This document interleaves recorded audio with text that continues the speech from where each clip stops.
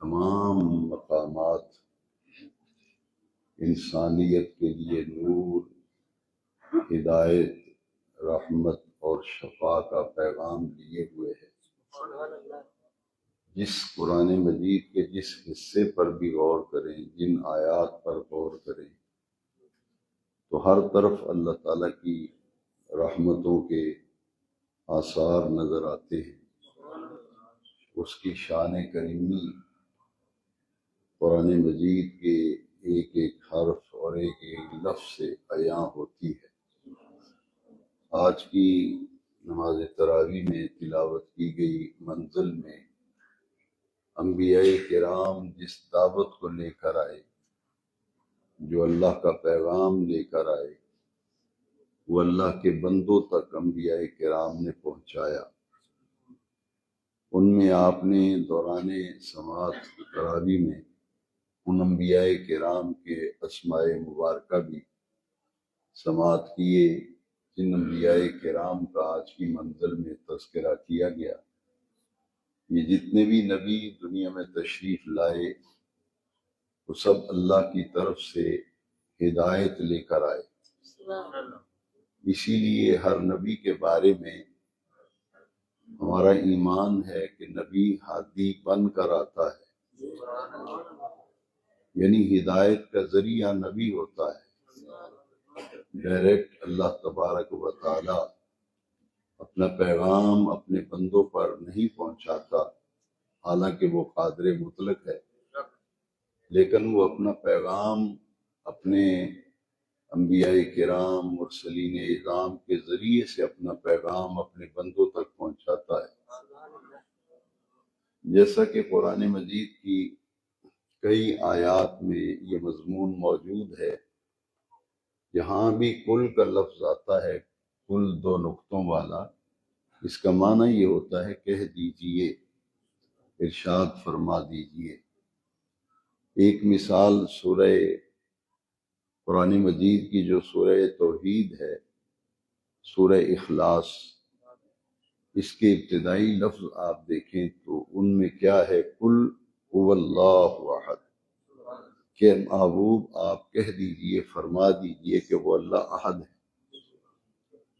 اپنے احد ہونے کا پیغام اور ہدایت اپنے بندوں تک پہنچائی تو اپنے محبوب کے ذریعے سے پہنچائی، حالانکہ وہ ڈائریکٹ بھی اللہ تعالیٰ اپنے بندوں تک یہ بات پہنچانے پر قادر ہے، لیکن اللہ کریم نے اپنے احد ہونے کا اور صمد ہونے کا اعلان کیا اور پیغام اپنے بندوں تک پہنچایا۔ فرمایا قل هو اللہ احد اللہ الصمد، کہ محبوب آپ کہہ دیجئے کہ اللہ احد ہے اور صمد ہے، بے نیاز ہے۔ اسی طرح آج کی منزل میں بھی ایک مقام گزرا کہ اللہ کریم نے فرمایا قل، اے محبوب کہہ دیجئے، آپ ارشاد فرما دیجئے، ان صلاتی و نسکی و محیای و مماتی للہ رب العالمین، کہ محبوب آپ کہہ دیجئے، آپ فرما دیجئے، میری نماز، میری قربانی، میرا دنیا میں جینا، میرا دنیا سے رخصت ہونا، للہ رب العالمین، اس اللہ کے لیے ہے جو تمام جہانوں کا رب ہے۔ جتنی بھی آیات ہیں ان سب سے یہ معلوم ہوا کہ اللہ کریم نے اپنا پیغام اپنے بندوں تک جب پہنچانا چاہا تو ہمارے نبی کریم علیہ السلام کو لفظ قل سے یاد فرمایا کہ آپ یہ کہہ دیجئے، اپنے بندوں تک یہ میرا پیغام پہنچا دیجئے۔ جتنے انبیاء کرام کے اسماء مبارکہ آج کی منزل میں ہم نے سماعت کیے ہیں، ان تمام انبیاء کرام کی جو تعریف عقائد کی کتابوں میں لکھی ہوئی ہے وہ یہ ہے کہ النبی هو انسان بعثہ اللہ تعالی الی الخلق لتبلیغ الاحکام، نبی اس مقدس انسان کو کہتے ہیں جو اللہ کا پیغام ہدایت اللہ کے بندوں تک، اللہ کے احکام اللہ کے بندوں تک پہنچائے، اور اللہ کریم ان کو نبوت عطا فرماتا ہے۔ ان کا منصب یہ ہے کہ وہ جو پیغام رب کی بارگاہ سے ملے، جو ہدایت ملے، اللہ کی مخلوق تک وہ پہنچا دے۔ انبیاء کرام کو مبعوث کیا گیا اور مختلف علاقوں میں انبیاء کرام آئے، اور پھر مختلف قوموں کی طرف رسول آئے، جیسے کہ قرآن مجید میں چند قوموں کا ذکر ہے جن میں بنی اسرائیل سب سے زیادہ واقعات قرآن مجید میں جس قوم کے آئے ہیں وہ بنی اسرائیل قوم ہے، اور بنی اسرائیل میں ایک نہیں کئی انبیاء کرام تشریف لائے۔ ان میں مشہور اللہ کے رسول ہیں، نبی ہیں، پیغمبر ہیں، حضرت موسیٰ کلیم اللہ علیہ السلام۔ تو جتنے بھی نبی آئے تو تعریف آپ نے سنی۔ نبی مقدس انسان ہوتا ہے، النبی هو انسان بعثہ اللہ تعالی الی الخلق لتبلیغ الاحکام، اپنے احکام کو اپنے بندوں تک پہنچانے کے لیے نبوت کا سلسلہ اللہ کریم نے شروع فرمایا، اور ان انبیاء کرام میں سے جن کو اللہ کریم نے شریعت عطا کی وہ پھر نبوت سے اوپر رسول کے درجے میں آئے۔ ہر رسول اللہ کا نبی ہوتا ہے، ہر رسول اللہ کا نبی ہوتا ہے، لیکن ہر نبی رسول نہیں ہوتا۔ نبیوں میں سے جس نبی کو شریعت مل جائے تو وہ پھر رسول کہلاتا ہے۔ اس لیے قرآن مجید میں دونوں اصطلاحات آئی ہیں، نبی کا بھی لفظ آیا اور رسول کا بھی لفظ آیا، تو ان کو بھیجنے کا یہ مقصد تھا۔ اکثر قومیں جو ہیں وہ مختلف امراض کے اندر، مختلف بیماریوں کے اندر، قائد کی خرابیاں، اعمال کی خرابیاں، اس کے اندر وہ مشغول تھی، لہٰذا ان کی ہدایت کے لیے پھر اللہ کریم نے منصب نبوت جن مقدس انسانوں کو عطا فرمائے وہ پھر پیغام لے کر آئے۔ جیسے حضرت شعیب علیہ السلام، قرآن مجید میں کئی مقامات پر ان کا ذکر آیا۔ آپ جس قوم کی طرف نبی بن کے تشریف لائے تھے وہ ناپ تول میں کمی بیشی کرتے تھے، کوئی چیز اگر خریدنی ہے، بیچنی ہے، خریدتے وقت زیادہ وزن لے لیتے تھے اور دیتے وقت وزن پورا نہیں دیتے تھے۔ اسی طرح ناپ کے اندر کمی کرتے تھے، جو چیز ناپ کر دینی ہے لیتے تھے تو ناپ میں زیادہ پیمائش کرتے، اور جب دیتے تھے تو کم پیمائش کرتے تھے۔ تو اس کی اصلاح کے لیے پھر اللہ کریم نے حضرت شعیب علیہ السلام کو بھیجا۔ زیادہ اقوام جو ہیں وہ ایک ایسے مرض کے اندر مبتلا تھیں، جیسا کہ آج کی منزل میں ابتدائی حصے میں حضرت ابراہیم علیہ السلام کا خاص طور پر آج کی منزل میں پڑھا گیا کہ جس قوم کے اندر آپ نے آنکھیں کھولی تھی اس قوم کے اندر سورج پرست لوگ تھے، جو سورج کو خدا مانتے تھے، سورج کی عبادت کرتے تھے۔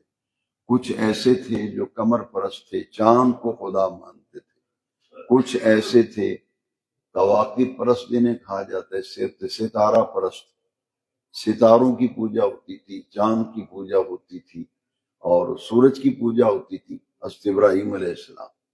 اور اس کے علاوہ وہ خود بت بنا کر لکڑ کے، پتھر کے خدا بناتے تھے اور خود ہی بنا کر ان کی وہ پرستش و پوجا کرتے تھے۔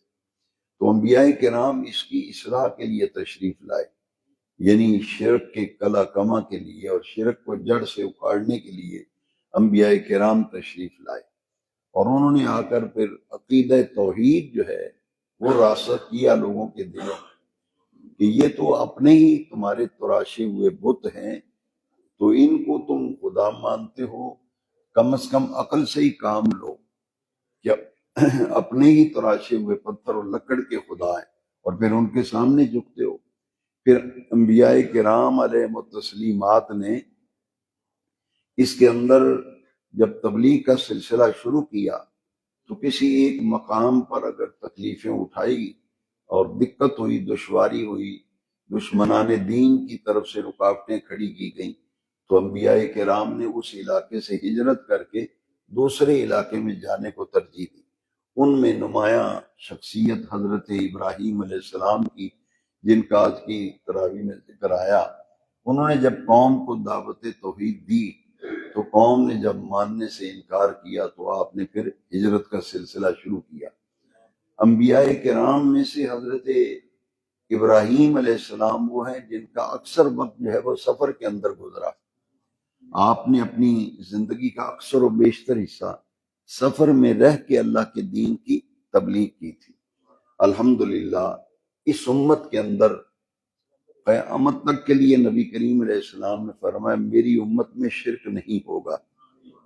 مسلم شریف کے اندر حدیث شریف ہے، کچھ لوگ بات بات پر مسلمانوں کو مشرک کہتے ہیں اور شرک کے ارتکاب ہونے پر ان پہ الزام و اتہام کرتے ہیں۔ مسلم شریف کی حدیث ہے کہ نبی کریم علیہ السلام نے فرمایا مجھے اس بات کا اندیشہ نہیں کہ میرے بعد تم شرک کرنے لگو گے، فرمایا میرے بعد شرک نہیں ہوگا، لیکن مجھے اس بات کا اندیشہ ہے کہ تم دنیا کے اندر زیادہ مبتلا ہو جاؤ گے، دنیا داری تمہارے اندر آ جائے گی، دین تمہارے پاس کم ہوگا، دنیا میں تم الجھ جاؤ گے، دنیا میں ایسے الجھو گے کہ دین کے معاملے میں غفلت ہو جائے گی۔ لہٰذا شرک جو ہے حضور نے فرمایا مجھے اپنی امت میں شرک کا کوئی اندیشہ نہیں، میری امت میں یہ ہوگا کہ یہ دنیا داری ان کے اندر آ جائے گی، دنیا میں ملوث ہوں گے۔ وہ آپ دیکھ رہے ہیں کہ اس وقت جو مسلمانوں کی عملی کیفیت ہے وہ انتہائی کمزور ہے۔ اس کے لیے شرک کے خاتمے کے لیے ہی انبیاء کرام تشریف لائے۔ حضور نبی کریم علیہ السلام کی جب بعثت کو ہم دیکھتے ہیں تو حضور کی دعوت پر کیا ہوا تھا کہ لوگ بت پرستی چھوڑ کر ایک خدا کے سامنے جھکنے لگے تھے۔ ان میں سے کعبۃ اللہ کے اندر بت رکھے ہوئے تھے، آپ اندازہ لگائیں، کعبہ بیت اللہ اللہ کا گھر ہے اور بتوں کی تعداد کتنی تھی؟ 360 بت جو ہیں وہ کعبے کے اندر باقاعدہ نصب کیے ہوئے تھے۔ اور نبی کریم علیہ السلام نے جب مکہ فتح ہوا تھا تو اس دن نبی کریم علیہ السلام نے ان تمام بتوں کو گرایا اور توڑا ان کو، اس لیے کہ حضور نبی کریم علیہ السلام نے فتح مکہ کے بعد دروازے کھل گئے فتوحات کے، ہر طرف اسلام کا غلبہ ہو گیا، شرک کا خاتمہ ہو گیا اور لوگ دین کے ساتھ وابستہ ہونے لگے۔ اکثر لوگ جو حضور کے ساتھ وابستہ ہوتے تھے، کلمہ پڑھ کے مسلمان ہوتے تھے، ان میں سے اکثریت جو ہے وہ کس کی عقیدے پہ تھی؟ بت پرستی، جو مشرکانہ عقیدے تھے۔ ان میں چند بت جو ہیں وہ بڑے مشہور تھے جو مکے کے اندر کعبے کے اندر عمارت کے اندر نصب تھے۔ ان میں لات ایک بت کا نام تھا، ایک کا نام منات تھا، ایک نام عزا تھا، یہ بت تھے۔ اور اہل عرب جب شرک کا ارتکاب کرتے تھے تو ان بتوں کو خدا سمجھتے تھے، ان کی عبادت کرتے تھے۔ تو قرآن مجید میں اللہ کریم نے بہت سے مقامات پر یہی پیغام ہدایت جو نبی لے کے آئے تھے، انہوں نے اپنی قوم سے کہا کہ جن کو تم خدا مانتے ہو یہ تو خدا بننے کی صلاحیت ہی نہیں رکھتے، نہ استحقاق ہے، کیونکہ استحقاق عبادت پوری کائنات میں صرف اللہ کا ہے، اس کے سوا کوئی عبادت کے لائق نہیں۔ اور پھر یہ کہ طرفہ تماشا کہ خود ہی خدا بنایا اور خود ہی اس کی پوجا شروع کر دی۔ تو اس انداز تبلیغ کو لے کر جب نبی کریم علیہ السلام نے پورے اہل عرب کو دعوت دی تو اس کا سرچشمہ حضور کی ذات اقدس تھی، جس کے نتیجے میں آج پوری دنیا کے اندر مسلمان کروڑوں کی تعداد میں مختلف ممالک کے اندر ان کی بستیاں ہیں اور آباد ہیں۔ یہ شمع جب روشن ہوئی تھی تو کیسا وہ وقت تھا کہ سب سے پہلے ایمان لانے والے ابوبکر صدیق تھے۔ آزاد مردوں میں، غلاموں میں سب سے پہلے ایمان لانے والے حضرت زید تھے، عورتوں میں سب سے پہلے ایمان لانے والی حضرت خدیجہ تھی، نو عمر لوگوں میں حضرت علی تھے۔ تو اس وقت تو 4 شخصیتیں تھی صرف، اور اب کروڑوں کی تعداد میں مسلمان، ہر ملک کے اندر آبادیاں ہیں، مساجد ہیں، عبادت خانے ہیں۔ تو یہ شمع توحید جو حضور نے روشن کی تھی، آج پوری دنیا میں اس کے انوار جو ہیں وہ نظر آ رہے ہیں۔ ہمارے سلسلہ قادریہ میں ایک باقاعدہ طور پر وظیفہ ہے کہ کوئی مشکل وقت آ جائے، کوئی پریشانی آ جائے، کوئی حاجت پیش آ جائے تو ہمارے شجرے میں بھی یہ دونوں وظائف لکھے ہیں، اللہ ربی لا شریک لہ۔ ہم سب کو چاہیے کہ ہم نمازوں کے بعد ان مبارک کلمات کا ورد کیا کریں۔ اللہ ربی لا شریک لہ، اللہ ربی لا اشرک بہ شیئا، دو طرح سے یہ لفظ ہے، اللہ ربی لا اشرک بہ شیئا، اللہ ربی لا شریک لہ، معنی دونوں کا ایک ہے، معنی مفہوم ایک ہی ہے، لیکن کلمات مختلف ہیں۔ لہٰذا یہ نماز کے اندر بھی جیسا کہ ہم پڑھتے ہیں اشہد ان محمد عبدہ ورسولہ، تو یہ شرک کے تمام معاملات جو ہیں حضور نے تشریف لا کر وہ دروازہ ہی بند کر دیا۔ اس لیے حضور اتنے کمالات کے باوجود حریم خلوت میں اور لامقام پہ بلوا کر اللہ کریم نے اپنے محبوب کو اپنا دیدار عطا کیا اور اللہ کریم نے اپنا حبیب بنایا، اس کے باوجود مسلمانوں کا عقیدہ کیا ہے؟ اشہد ان محمدن عبدہ ورسولہ، کہ ان کمالات پہ پہنچ کر بھی حضور اللہ کے عبد خاص ہے، خاص عبد ہیں۔ تو یہ الحمدللہ یہی عقیدہ جو ہے اس کے کہتے ہیں عقیدہ توحید۔ پھر مسلمان کی زندگی کا فلسفہ، مسلمان کی زندگی کی حکمتیں قرآن مجید میں کئی مقامات پر آئیں، ان میں سے آج وہ آیت کریمہ گزری۔ اور بعض اولیاء کرام تو اپنے دفتر میں یا اپنے کمرے میں یا اجرے میں یہ آیت کریمہ باقاعدہ لکھ کر کاغذ پر خوبصورت لکھوا کر دیوار پہ چسپاں کرتے تھے اور اوپر لکھتے تھے کہ انسان کی زندگی کا نصب العین۔ دیوار پہ اس لیے لگاتے تھے کہ ہر مسلمان کی توجہ رہے کہ ہماری زندگی کا مقصد کیا ہے۔ ہر آدمی کا کوئی نہ کوئی ایم ہوتا ہے، نظریہ ہوتا ہے، نصب العین ہوتا ہے، تو مسلمان کا نصب العین کیا ہے؟ قل ان صلاتی و نسکی و محیای و مماتی للہ رب العالمین، کہ اے محبوب آپ فرما دیجئے میری نماز، میری قربانی، میرا جینا، میرا دنیا سے جانا للہ رب العالمین۔ تو یہ ہے نصب العین کہ ہر کام بندے کا ہر کام کس کے لیے ہو؟ اللہ کی رضا کے لیے اور اس کی خوشنودی کے لیے۔ جیسا کہ روزہ ہے، اس کی غرض و غایت و مقصد کیا ہے؟ کہ اللہ کی رضا کے لیے اور اس کی خوشنودی کے لیے کھانا پینا بھی چھوڑا، ازدواجی عمل بھی چھوڑا۔ تو یہ تینوں چیزیں اگر روزے کی ترک کرنے کا نام روزہ ہے تو یہ اس لیے ترک کی ہیں کہ ہمارا رب راضی ہو، ہمیں اللہ کی خوشنودی حاصل۔ پھر انعام آج کی منزل میں گزرا کہ جو آدمی ایک نیکی لے کر اللہ کی بارگاہ میں آتا ہے، اللہ تعالیٰ اس جیسی 10 نیکیاں اسے عطا فرماتا ہے۔ اس سے کیا مطلب ہے؟ من جاء بالحسنہ فلہ عشر امثالہا، ایک نیکی لے کے آئیں گے تو آپ کو 10 نیکیوں کا اجر ملے گا۔ نیکی تو ایک ہی ہے مگر اجر کتنا ملے گا؟ 10 نیکی۔ من جاء، آج وہ آیت کریمہ گزری، من جاء بالحسنہ فلہ عشر امثالہا، امثالہا کا معنی اس جیسی نیکی لے کے آئیں گے اس جیسی 10 نیکیوں کا اللہ کریم اجر عطا فرمائے گا۔ تو دین سے وابستہ ہونے کی بے شمار برکتیں ہیں، اور دین سے وابستہ ہونا اور اپنی آخرت اور قبر کے حوالے سے ہمہ وقت تیاری میں رہنا، یہ آج کی منزل میں کئی مقامات پہ گزرا۔ ایک مقام ایسا گزرا تھا کہ ایک ہے دنیا کی زندگی اور ایک ہے آخرت کی زندگی۔ تو دنیا کی زندگی یہ کھیل تماشا ہے، قرآن کی آج کی منزل میں لاہبم و لعب، یہ ایک کھیل کود اور تماشے کا مقام ہے۔ اصل زندگی جو ہے وہ دار آخرت ہے، اور اصل زندگی آخرت کی زندگی ہے، اور یہ زندگی چند سالہ ہے، 20 سال، 40 سال، 50 سال، 60 سال، اور وہ زندگی ایسی ہے جو ہمیشہ رہنے والی ہے، جو ہمیشہ خالدین فیہا ابدا، ہمیشہ ہمیشہ۔ لہٰذا اس زندگی کو عطا ہی اس لیے کیا گیا ہے کہ زندگی میں رہ کر ایسے کام کریں، ایسے عمل اختیار کریں جس سے ہماری وہ زندگی بہتر ہو جائے جہاں مرنے کے بعد ہم نے جا کے رہنا ہے۔ دعا ہے اللہ تعالیٰ مجھے اور آپ کو ان باتوں پر عمل کرنے اور ان کو سیکھنے کی ہمیں توفیق عطا فرمائے۔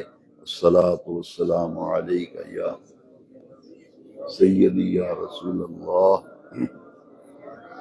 وعلی آلک واصحابک یا سیدی یا اللهم صل على سيدنا ومولانا محمد وعلى آل سيدنا ومولانا محمد وبارك وسلم وصل عليه.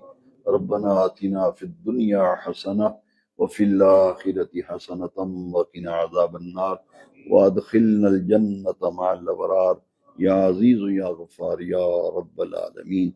اللهم نور قلوبنا بنور القرآن، اللهم زين أخلاقنا بالقرآن، اللهم نور قلوبنا بنور الإيمان واشرح لنا صدورنا بنور الإسلام ونفوض أمورنا إلى الله إن الله بصير بالعباد. وصلى الله تعالى على خير خلقه سيدنا ومولانا محمد وعلى آله وأصحابه أجمعين برحمتك يا أرحم الراحمين.